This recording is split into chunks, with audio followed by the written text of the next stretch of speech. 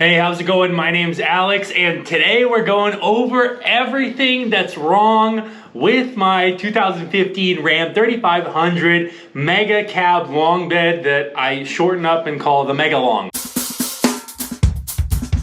All right, so keep in mind that in the previous video, I did repair a couple of things. So first and foremost, I did have to buy a spare tire. Now, the first thing I could say is that spare tire was, drastically overpriced. But guys, when it's a holiday, it's the weekend, your truck is broken down. The only thing that matters is getting the load to its delivery location. So the price usually doesn't matter. The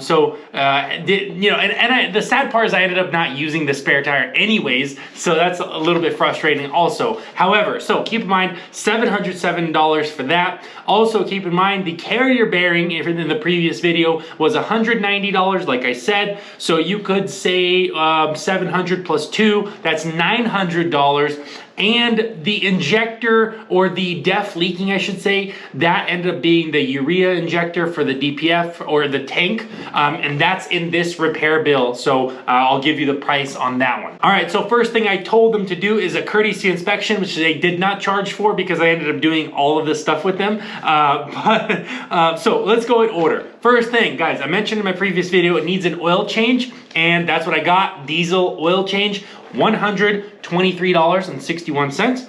Then I got air filter, $64.04, and then replace crankcase ventilation filter. That was the perform service light that I did have on there. That was $257.55. Keep in mind, I know for a fact that filter is about 130 bucks, so that can give you ballpark what their upcharge is. So not unreasonable, about $100. It's very, very common. I've done multiple CCVs. It's usually 200 and some change. So really reasonable prices. The fuel filters, $251. Now, you guys criticize me all the time for saying, Alex, there's no way oil change and fuel filter is $400 all the time.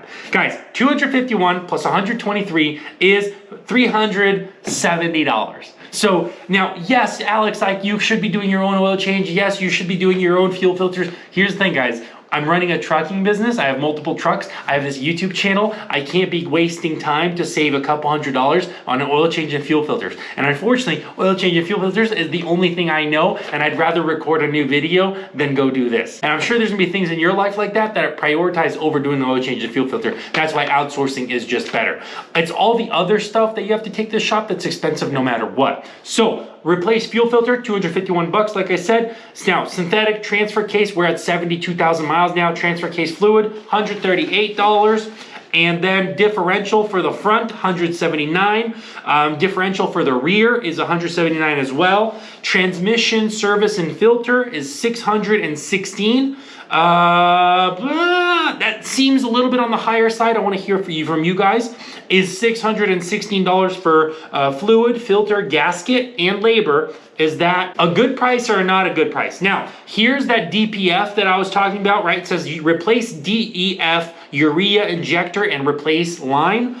And that was $838.37. And then we have, this is the two things that they recommended that I do. It was the power steering. 72,000 miles for power steering. Is that, I think that's okay. It might be a little bit soon, but I don't know, whatever, it's fine. But it was $104. That's why I did it. I'm like, power steering, fine, it's important, 104 bucks. Then brake system fluid service. Now, to my understanding, the power steering and the brake system is the same. So I'm not sure exactly, but it was 102 bucks. So whatever, just throw it in, right? The extra $200 on the bill really doesn't make a big difference. Now, they did do programming on the transmission. Guys, a lot of people in my MPG video, this MPG video right here, a lot of people said, Alex, you know what you should do? You should tune your transmission for like better shifting or something. Guys, this is an AS69 RC transmission, and to my understanding, you can't tune them. So I can't tune it. Now, here's the thing, there was an update for it, so they did have to go do the update, and the update was 160 bucks, the flash programming for the transmission. That was for the transmission specifically. The last couple things that they did was 4-wheel alignment. It was $80 for that. and then they had 39 bucks for shop supplies, whatever that is. And the grand total, okay, if you haven't been calculating while you're watching this video, the grand total is $3,139.06. Now, if you add the $900 or so from the tire and the carrier bearing, that means this past week, to get my truck, this new truck, right, this barely used truck, to get it roadworthy, I had to spend $4,000, $4,000 and some change, right? So like my loads to Cali and back was, on the way out there, it was 2,800 plus 1,000, so 38. And then from Cali, we ended up getting those two partials. One was like 1,000, and the other one was like 900, so 1,900. So 38 there, 1,900 back. We could call that 6,700 or something. I don't know. I'm counting right there on the spot. I mean, you could count whatever, or I'll in post. I'll put it right here. So let's call it 6,500 bucks, right? Now, sure, that's good revenue, yes, and technically 1 week's of revenue pays basically for the truck to run for another month at least, right? Because, you know, I mean, from here, it's only going to be an oil change and a fuel filter. But still, guys, like, this is one of those things, like, like, make sure you have a little bit of money in the savings, because can you imagine you get a bill for basically $4,000 and you haven't even had a couple weeks to, you know, make some money instead. So, you know, that's the downsides of the trucking business. You know, some costs can be saved, or some things definitely won't happen again for another while.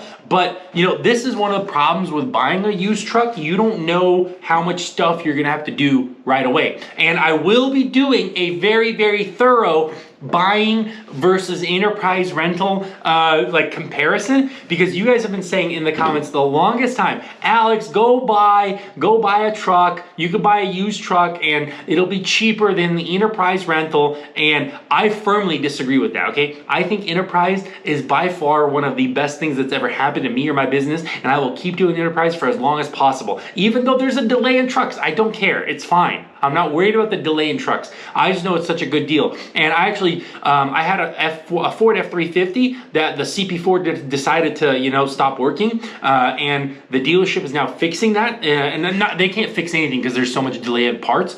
But the dealership is working on that truck. And I will have a video to come exactly about what happened to it and you know, how long that's going to take. But Enterprise did end up getting me a truck the next day when the driver broke down, because he was loaded and he had to, you know, go do the load. So honestly, guys, I really think Enterprise is a great deal for business, especially if you're looking to grow. But I will be doing a very good, thorough comparison of buying a used truck versus a enterprise rental and how much that breaks down. Now, the other thing that you guys mentioned is my payments are about $750 a month, and you guys are saying, Alex, you should do extra payments to pay it off quicker. Now, I want to make it abundantly clear, I have no intentions for paying off this truck early, no intentions. And the reason for that is because I have gap insurance, okay? Now, gap insurance pays whatever the, like if you're upside down on your loan, that means your truck, you owe more than the truck is worth. The gap insurance covers that difference, right? And there's no incentive for me to pay off this truck early, because at the end of the day, that'll then increase my per mile cost, right, initially. So instead of me building a reserve for my maintenance fund, it'll increase my cost in the beginning because I'm trying to pay it off.